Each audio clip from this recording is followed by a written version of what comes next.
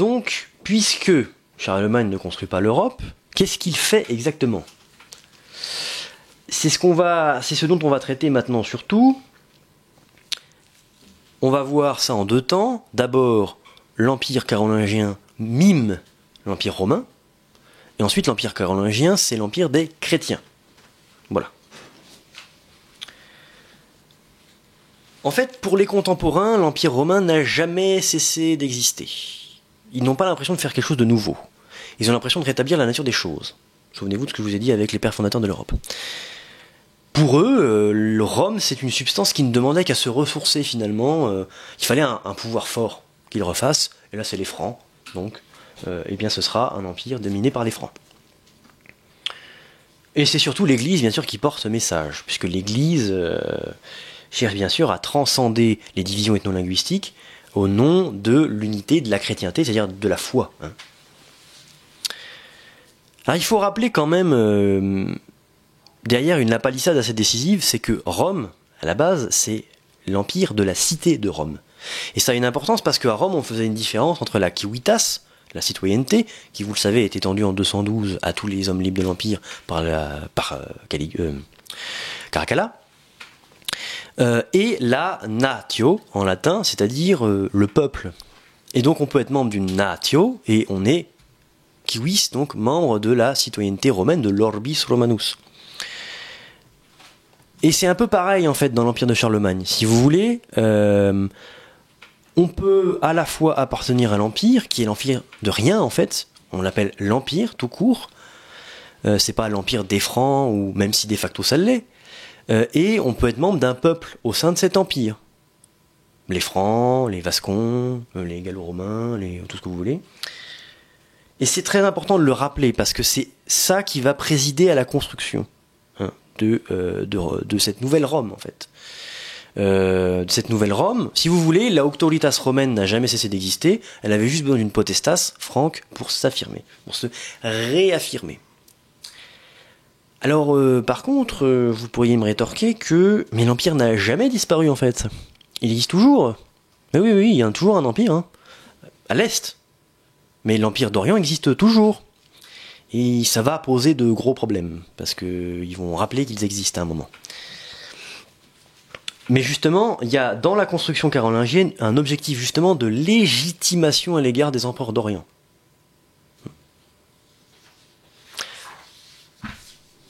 Et justement, cette permanence, en fait, est l'objet pour les Francs d'une tentative d'imitation. Mais l'idée, c'est que en imitant l'Empire romain, ils vont faire mieux que les Grecs. Il y a en fait une sorte de concurrence. C'est dans l'imitation qu'on fera mieux. C'est dans l'imitation qu'on sera supérieur. Et, en fait, ce qu'ils ne se rendent pas compte, c'est dans l'imitation qu'ils vont construire de nouveaux rapports politiques. Et qui vont expliquer pourquoi l'Empire carolingien ne ressemble pas à l'Empire romain tel qu'il a existé avant 476. Bon, on peut prendre des exemples et des signes.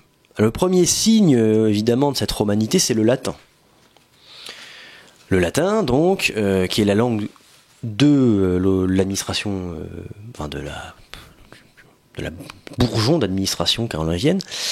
Mais en fait, c'est plus une question de pragmatique. C'est qu'ils n'ont pas le choix. Il faut bien utiliser une langue commune, et c'est la seule à disposition. D'ailleurs, Charlemagne est très très attaché au latin et surtout à sa pureté, parce que alors oui, à l'époque, le latin est cousu d'emprunts à des langues celtes, à des langues germaniques, et en fait c'est ce qu'on appelle les latins vulgaires, qui ont donné naissance aux langues romanes bien sûr.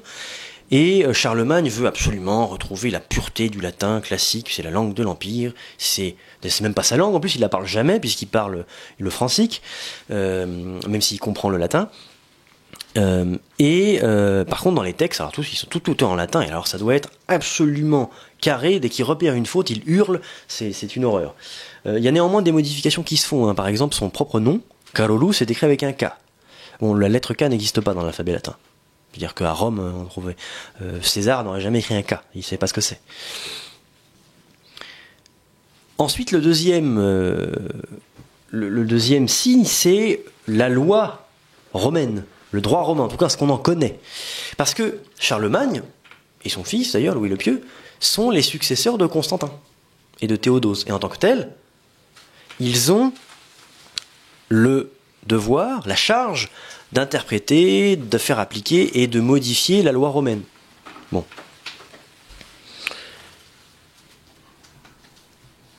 Et le problème, c'est qu'en fait, cette loi romaine ne correspond plus du tout à la réalité de l'époque. Ce qui domine, c'est la personnalité des lois. C'est-à-dire la loi propre au peuple. Et d'ailleurs, la première chose que va faire Charlemagne, c'est réaffirmer cette personnalité des lois. Puisque lorsque Charlemagne devient roi, il est confronté à une révolte en Aquitaine. Bon, je vous explique un peu le topo. Le duc Huno d'Aquitaine se dit « Chouette, le vieux est mort », c'est-à-dire Pépin le Bref, et ses fils, de toute façon, c'est des blancs-becs, ils ont 27 ans et 17 ans, je vais les écraser, et puis ça va être réglé rapidement. Bon, il se trouve que il a bien fait, parce qu'il s'est pris une grosse rouste par Charlemagne, et Charlemagne va en profiter pour prendre son premier capitulaire, c'est-à-dire c'est un texte de loi, qui s'appelle le capitulaire aquitain, où il va réaffirmer que les Aquitains ont leurs lois et que il faut les respecter lorsque c'est un Aquitain étant les droits d'un Aquitain sont en jeu. Il ne dit pas comme ça, mais ou quand bien sûr le litige est réglé en territoire aquitain. De même pour les langues. C'est vraiment une babel linguistique. Et d'ailleurs, c'est toujours utilisé par les moines qui vont expliquer la division linguistique de l'Empire en disant « Oui, mais c'est de la faute de Babel. De toute façon, c'est la faute de l'épisode de Babel, c'est à cause de ça. » Alors, il y a deux séparations principales, une ouest-est, une nord-sud. Ouest-est entre les parlers romans et les parlers germaniques. Et nord-sud qui commence à se construire déjà entre les langues romanes du sud, qu'on appellera plus tard Hoc, et les langues romanes du nord, qu'on appellera plus tard Oil, puisqu'on ne se comprend déjà plus.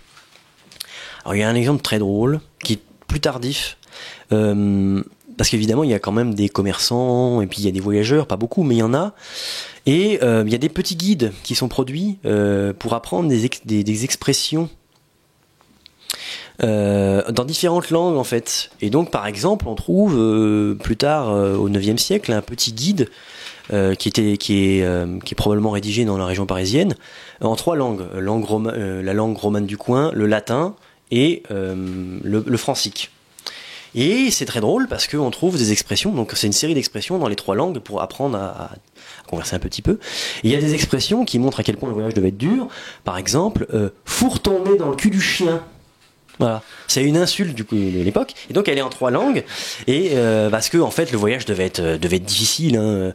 Les contacts avec les locaux lors du passage, faut imaginer, hein, sur des voies de terre, on passe dans les villages et tout, ça devait pas bien se passer, surtout quand on se comprend pas. Parce que peu de gens parlent le latin et l'écrivent, à part les clercs, personne ne le parle.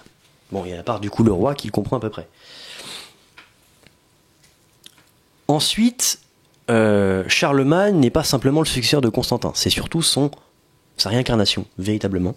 On l'appelle Constantin, parfois. Adrien, par exemple, le pape Adrien l'appellera Constantin dans une lettre. Bon, c'est pas nouveau, hein. Déjà Clovis était aussi comparé à Constantin. Donc, vous voyez, la permanence de l'idée romaine est constante depuis le 5e siècle. Même Clovis déjà a été comparé à Constantin. On n'arrive pas à sortir de ce cadre de représentation. On n'y arrive pas. Et en fait, ils vont en sortir sans s'en rendre compte vraiment, en voulant retrouver ce cadre idyllique. C'est ça qui est frappant. Ils n'arrivent pas à sortir de cette idée. Donc, ils vont encore moins inventer une idée d'Europe qui n'existe pas pour eux. Ils ne savent pas réfléchir en dehors du cadre romain. Pour eux, c'est tout. Je vous l'ai dit tout à l'heure, Alcuin décrit l'Empire avec les noms des provinces romaines. Il n'en connaît pas d'autres. On ne parle pas de Francie, même à l'époque d'ailleurs. Hein. On parle de Gallia, la Gaule, et on parle de Germania. Et on ne parle pas d'autre chose. Et c'est vraiment très important pour eux. On va le voir d'ailleurs avec l'Empire d'Orient. Ensuite, la construction de l'Empire est une opportunité que Charlemagne a saisie. C'est-à-dire que quand il est devenu roi en 768, il ne s'est pas dit « Ouais, donc dans 30 ans, je suis empereur. C'est ça le projet de vie. » Non, non. C'est une opportunité qui s'est présentée à lui et bon, il l'a saisie. Et d'ailleurs, en fait, c'est pas du tout un homme qui est fait pour devenir empereur romain. Charlemagne, c'est un franc. Et il vit comme un franc. D'ailleurs, il se vête comme un franc et refuse toujours de porter le vêtement romain. Il le fera uniquement lors de son couronnement. Et après, il fera tout pour l'enlever. D'ailleurs, il se moque des vêtements romains, qu'il estime féminins. et inadapté au combat, c'est dire. Alors, quel est le contexte de cette opportunité? Donc on est en 799, et en 799, Alcuin lui écrit cette fameuse lettre, où il présente Charles comme la plus grande des puissances élevée par Dieu sur terre, puisque Dieu est toujours dans l'affaire, hein, bien sûr, au-dessus, non pas aux côtés, du pape, Léon III, et de l'empereur, qui sont, à l'époque, profondément déconsidérés. Alors d'abord le pape, parce que c'est quand même très drôle. Le pape, c'est Léon III depuis 794. Et Léon III, c'est pas Adrien, son prédécesseur, qui était un pape exceptionnel. Léon III est déjà issu des classes populaires romaines, ce qui est un problème, on va le voir. Et Léon III est élu sur fond de rumeurs sur le caractère profondément immoral de son comportement, et évidemment de son comportement sexuel. On n'a aucun détail sur la question, puisqu'on ne donne jamais de détails sur ça. Bon, après vous imaginez un peu. Et, bon, ces rumeurs sont en fait infondées, on me le pense. Ce qui dérange beaucoup, surtout, c'est qu'il est issu des classes populaires romaines et que dès son élection au pontificat, il commence à retirer des privilèges à de nombreuses familles de la noblesse romaine.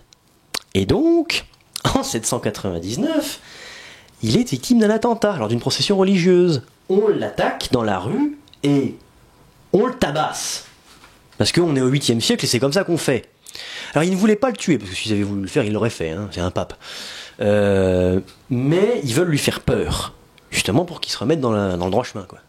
T'arrêtes de supprimer nos privilèges. Et d'ailleurs c'est son entourage, hein, c'est la curie qui fait ces attentats. Sauf que, alors, il est sauvé par le duc de Spolète, qui est un vassal de Charlemagne, et il décide d'aller revoir Charlemagne pour lui demander son aide, parce qu'entre-temps, il a été exfiltré de Rome et tout, il s'est réfugié à Saint-Pierre. À l'époque, Saint-Pierre de Rome est en dehors de Rome. C'est pour ça qu'on l'appelle Saint-Pierre hors les murs. Et donc il va faire un périple jusqu'en Saxe, parce qu'il est encore fourré en Saxe. Et ce qui est très drôle, c'est que il décrit son agression à Charlemagne dans ces termes. Donc il a été violemment frappé, on lui a crevé les yeux, on lui a arraché la langue. On se demande comment il raconte ça à Charlemagne du coup. Mais après on l'a mis dans un cachot. Et Dieu est intervenu, évidemment, pour le soigner. Il a fait repousser sa langue et ses yeux. Et oui, et oui. Évidemment, tout le monde sait, Charlemagne sait que c'est faux. Bon, je vous l'ai dit, il a une foi très utilitariste. Hein. Il sait que c'est faux, mais il veut en profiter. Et jamais on ne démentira ces rumeurs. D'ailleurs, jamais il ne démentira non plus les rumeurs sexuelles à propos du pape, parce qu'elles sont bien pratiques. Et, de toute façon, Charlemagne ne peut pas démentir des rumeurs sexuelles, sachant qu'il a une vie sexuelle hors norme. Bon, je vais vous faire le tableau. Charlemagne a eu 4 ou 5 épouses durant sa vie, beaucoup plus jeunes que lui, qu'il épouse généralement vers 13-14 ans et qui meurt vers 24 ou 25 à force d'enfanter. Il a eu 2 répertoriés, 8 concubines, et au total il a une vingtaine d'enfants répertoriés là encore, sans compter évidemment les morts qui ne sont jamais, dont on ne parle jamais, hein. Les morts notamment avant 1 an ou en bas âge on n'en parle pas. Après il a 3 fils que vous connaissez, hein. Bon. Donc il ne pouvait pas de toute façon lui reprocher ça, et de toute manière au 8e siècle, mais personne n'en a rien à faire des rumeurs sexuelles, on n'est pas au 12e, hein. Tout le monde, même les abbés, couchent avec des femmes d'ailleurs, ou avec des hommes. La discipline monastique est effroyable. D'ailleurs, c'est un des grands sujets d'inquiétude de Charlemagne. Il y a souvent des bordels à côté des monastères, c'est pas pour rien. Donc, personne ne pouvait reprocher quoi que ce soit au pape. Mais par contre, c'est un excellent instrument politique. Donc ça, c'était pour le pape.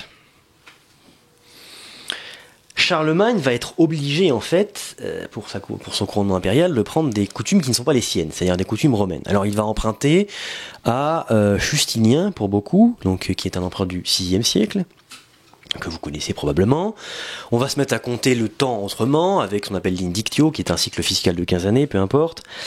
Et il va se mettre à imiter quelque peu Justinien, notamment il va passer du guerrier au bureaucrate, puisque en fait il a d'ailleurs des manières très très tatillonnes en termes de bureaucratie. Il y a une forme, si vous voulez, de mutation dans la continuité. Alors au début, Charlemagne prend le même titre que Justinien. On se fait pas chier, hein. On a retrouvé sa titulature dans la basilique Sainte-Vita à Ravenne, on va la reprendre.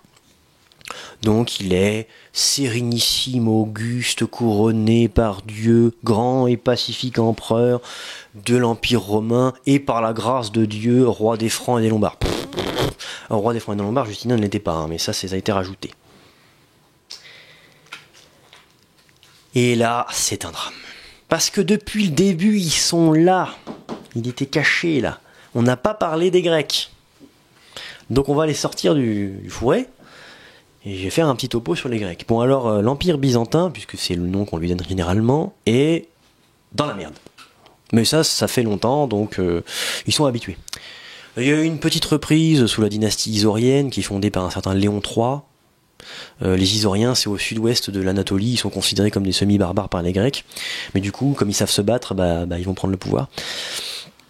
Alors, l'Empire est assiégé de tous les côtés. Ils sont pris les Arabes par l'Est, d'ailleurs ils ont perdu tout le sud et l'Est de la Méditerranée, et à l'Ouest, ils se prennent encore un autre peuple qui sort de nulle part, les Bulgares, qui sont décidément très chiants, parce que le royaume bulgare à l'époque c'est quelque chose, hein. Ça va jusqu'à l'Ukraine actuelle, à l'ouest sur une bonne partie de la Hongrie, et au sud ils ont conquis tout le nord de la Grèce, donc la Thessalie, la Macédoine, etc.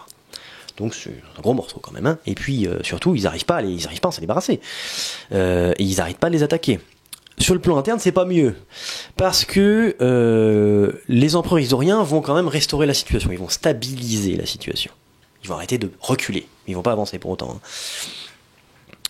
hein. Par contre, Léon III, comme tout monarque de son époque, est très superstitieux, et donc pense que si l'Empire a autant de malheur, c'est parce qu'ils ont fait une erreur et que Dieu est en colère. Donc, il va déclencher une crise monumentale en faisant décrocher la figure du Christ du haut de la grande porte d'entrée du Saint-Palais, et déclencher ainsi la crise iconoclaste. Puisque pour lui, si Dieu est en colère, c'est parce qu'on vénère, ou plus parce qu'on adore des figures, et qu'on ne doit pas adorer des figures parce que c'est de l'idolâtrie. Et ça va déclencher un bordel, parce que Léon III, son fils Constantin V et son petit-fils Léon IV, dit le Khazar, parce que sa mère était turque, vont tous être iconoclastes. C'est-à-dire pour ça que dans les sources, on crache dessus tout le temps. Pour vous dire à quel point on crache dessus, Constantin V est appelé le copronyme, ce qui veut dire au nom de merde. Alors la légende veut qu'il ait déféqué dans les fonds baptismaux lors de son baptême, et que ça ait répandu une odeur épouvantable dans l'église, et c'est pour ça qu'on l'appelle copronyme. Bien évidemment, ça en fait c'est la propagande des iconodoules, qui sont les adversaires des iconoclastes, parce que après que la crise iconoclaste soit passée, les iconodoules vont l'emporter et vont détruire toutes les archives iconoclastes pour réécrire les leurs. Donc tous les empereurs isoriens iconoclastes sont détestés. Alors en 799, Léon IV est mort de la tuberculose et c'est son fils qui est mineur qui prend le pouvoir. Et Léon IV avait une femme, vous en doutez, qui s'appelle Irène. Et Irène est très importante et surtout elle est très fine politicienne. Irène est issue d'une grande famille athénienne, c'est pour ça qu'on l'appelle Irène athénienne, et bon, il y a eu différents projets de mariage, parce que, en fait, le contexte est le suivant. Avant l'arrivée de Charlemagne en Italie, les relations entre les Francs et les Byzantins sont inexistantes. Ils s'ignorent, ils connaissent leur existence mutuelle, c'est tout. À partir de l'arrivée de Charlemagne en Italie, on commence à s'inquiéter un peu, parce que l'Italie, c'est à nous quand même. Alors oui, c'est vrai qu'on l'a quitté, mais parce qu'on est occupé ailleurs, mais on va revenir. Bon, ça pose déjà problème. Irène va essayer de feinter en proposant, pour gagner du temps, parce qu'elle a absolument aucune envie de le faire, de proposer en mariage son fils Constantin VI, dont elle est la régente, avec Rotrude, oui, c'est pas très élégant, qui est une des filles de Charlemagne. Ce que Charlemagne envisage plutôt. Autant il marie pas ses filles parce qu'il veut pas avoir de beau-fils, mais si son beau-fils c'est l'empereur d'Orient, c'est pas mal quand même. De toute façon, il fera jamais chier, il a pas les moyens. Mais Irène ne fait ça que pour gagner du temps. en fait, il y a une révolte en Sicile à ce moment-là, et elle veut éviter que Charlemagne vienne foutre son gros nez là-dedans. Voilà, c'est tout ce qu'elle veut. Donc elle y arrive, elle gagne du temps. Donc ça, c'est dans les années 780. En 790, Irène est foutue à la porte par son fils, qui a 16 ans et qui décide, qui a envie de décider maintenant, quoi. Donc il l'a fait envoyer dans un palais et ne la fait pas tuer. Grosse erreur. Grosse erreur parce que Constantin VI est un incapable. Il gouverne avec l'aide d'un astrologue qui lui conseille de lancer une offensive contre les Bulgares qui est un désastre. Et donc il est absolument impopulaire, il fait arracher la langue de ses 4 frères, enfin bref. En 797, Irène, que Constantin VI a rappelé à ses côtés parce qu'il n'a plus le choix, il a besoin d'aide, Irène va faire arrêter son fils, le renverser et lui faire crever les yeux. Merci maman. Et va donc se faire couronner elle-même impératrice. Enfin, pardon, empereur. Elle prend le titre masculin. En fait, parce que il y a un mot féminin, mais c'est uniquement pour la femme, normalement, de l'empereur. Elle, c'est une femme empereur, du coup, elle n'a pas de mari. On n'en a plus. Il est mort. Donc, elle se fait couronner empereur en 797. Donc là, on est en 799. Hein ? Et donc, pour les clercs de l'Ouest, mais il n'y a plus d'empereur. Mais non, c'est une femme. Ça peut pas être empereur. C'est une femme. On est au 8e siècle. Hein. Donc il n'y a plus d'empereur. Mais sauf qu'il en faut un pour le bien de la chrétienté. Oui, c'est pratique. Alors, il y a un truc complètement fou aussi qui est rapporté par un grec qui s'appelle Théophane le Confesseur, selon lequel Irène aurait proposé un mariage à Charlemagne. Elle, avec Charlemagne, qui n'a plus d'épouse à ce moment-là. On ne sait pas si c'est vrai. Les clercs occidentaux n'en parlent pas. C'est assez. Alors, sachant qu'ils parlent tout le temps de l'éléphant, c'est quand même peu probable qu'ils parlent pas d'un tel mariage. Donc, on ne sait pas si c'est vrai. Georges Minois pense que c'est faux, c'est trop beau pour être vrai. Mais il y a des historiens qui pensent que c'est possible. Parce que après tout, ça simplifierait beaucoup la vie d'Irène, en fait. Hein. Bon, déjà, elle aurait un protecteur, sachant qu'elle a aucune légitimité, vous vous doutez bien. Et puis ça permettrait de corriger une bonne fois pour toutes cette histoire d'empire. Parce que, attention, hein, le concile de Saint-Pierre, qui dit que les Grecs ont abandonné le titre parce que c'est une femme qui est à sa tête, et qu'il faut donc un nouvel empereur, qui décide donc du couronnement, mais a déclenché un scandale à Constantinople. Vous pouvez pas imaginer. On dit que Charlemagne est un usurpateur, qu'il a fait sécession de l'empire, ça c'est très intéressant. Pour les Byzantins, l'Empire est toujours uni. Et les Francs, ils sont juste là-bas au nom de nom, quoi. Si on veut, on vient, on les vire, quoi. Si on peut, surtout. Et parce que le grand dadais moustachu, là, il peut faire le beau en Italie, mais maintenant, il se fait appeler empereur, comme nous. C'est pas possible, ça c'est inenvisageable. Vous vous rendez compte, ça détruit tout leur univers, quoi. Donc, jamais ils ne reconnaîtront ce titre. D'ailleurs, Irène va envoyer une ambassade, évidemment, pour régler la question. Hein. Sauf qu'entre-temps, elle se fait renverser. Elle se fait renverser par qui ? Par les fonctionnaires des finances de l'Empire. Parce que oui, il y a une administration fiscale dans l'Empire byzantin, parce qu'il y a des impôts dans l'Empire byzantin, parce qu'il n'y a pas d'impôts, enfin il y a peu d'impôts en fait chez les Carolingiens, et de toute façon, Charlemagne n'a pas une thune. Donc, elle est renversée par ses fonctionnaires des finances parce qu'elle fait baisser tous les impôts pour se mettre le peuple dans la poche, puisqu'elle n'a pas de légitimité. Et ça déplaît beaucoup aux fonctionnaires impériaux qui vont la renverser et la remplacer par leur chef, qui s'appelle Nicéphore, dit le logothète, puisque logothète c'est son titre de fonctionnaire, qui, pour le coup, a nettement moins l'intention de laisser le grand dadais faire ses affaires en Italie. Et là, ça va être la guerre. Alors on se calme. La guerre n'est pas de grande intensité, les Byzantins n'ont pas les moyens d'envahir l'Italie. Donc il va envoyer une flotte, parce qu'il sait que les Francs sont des brels sur mer. Et en gros, ce qui se passe, c'est que pendant 10 ans, la guerre est stérile, puisque Pépin les repousse, il fout un coup de pied au cul aux Byzantins qui débarquent, et sur mer, c'est les Byzantins qui mènent. Au total, vous allez voir, c'est très anticlimatique. Au total, Nicéphore en a marre parce que il veut gagner du temps, parce qu'il prépare une grande offensive contre les Bulgares. Donc il envoie en 809 une ambassade, qui ne reviendra qu'en 811, puisque c'est très long. Hein. pour demander la paix. Donc il propose à Charlemagne de le reconnaître comme empereur des Francs, de cesser de le faire chier pour l'Italie, et tout le monde est content. Charlemagne lui dit non. Et Nicéphore, très malin pour le coup, se retient de lui répondre en retour. Pourquoi ? Parce qu'il veut gagner du temps, encore. Ça c'est la grande passion des Byzantins, de gagner du temps. Parce que comme il prépare une grande offensive contre les Bulgares, s'il écrase les chieurs de l'autre côté de la frontière, il sera renforcé dans les Balkans, et là, il pourra tourner ses yeux vers l'Italie. Donc il attend, il prépare une grande offensive. Alors au début, tout se passe bien, mais c'est vraiment un succès énorme, hein. Il prend la capitale bulgare, qui est Pliska, et le khan des Bulgares est obligé de se retirer. Tout va bien. Le problème, il n'a pas pris le trésor impérial avec lui, donc il ne peut pas payer ses troupes, et comme elles sont mécontentes, il est obligé de rebrousser chemin jusqu'à Constantinople pour les payer.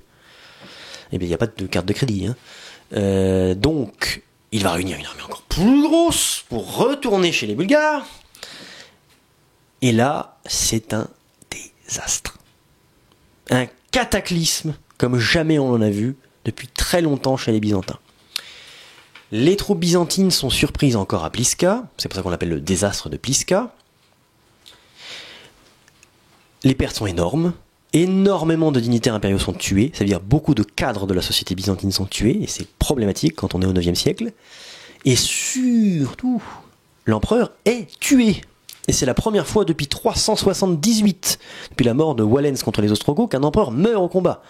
Son fils, Staurakios, est tellement blessé qu'il rentre en rampant à Constantinople et qu'il crève quelques mois plus tard, ce qui va déclencher une crise de succession. Ouh ! Et le problème, c'est qu'ils étaient face au khan Kroum, qui est reconnu par les Bulgares comme un des plus grands de leurs souverains. Il n'est pas encore chrétien. Enfin, il n'est pas chrétien, les souverains bulgares ne sont pas encore chrétiens. Kroum fait retrouver le corps de Nicéphore, le fait décapiter, le fait arracher la peau et les cheveux, plonge son crâne dans de l'argent fondu pour en faire une coupe. Humiliation suprême pour les Byzantins qui l'apprennent, bien sûr, parce que Kroum en joue énormément. Bah oui, parce que Kroum, entre-temps, il va venir faire la fête au pied des murs de Constantinople. Oui, il va venir assiéger Constantinople. Il n'a pas les moyens de la prendre, hein, mais ça permet de piller les alentours. Il y a toujours plus de richesses dans les alentours que dans tout son royaume. Donc bon. Voilà. Et du coup, la réponse de Nicéphore, elle arrive jamais, puisque un mort décapité ne parle pas, et les Francs s'en sortent comme ça. Le titre n'est jamais reconnu, et jamais plus contesté. Et ça se passe comme ça. Donc voilà pour les Grecs.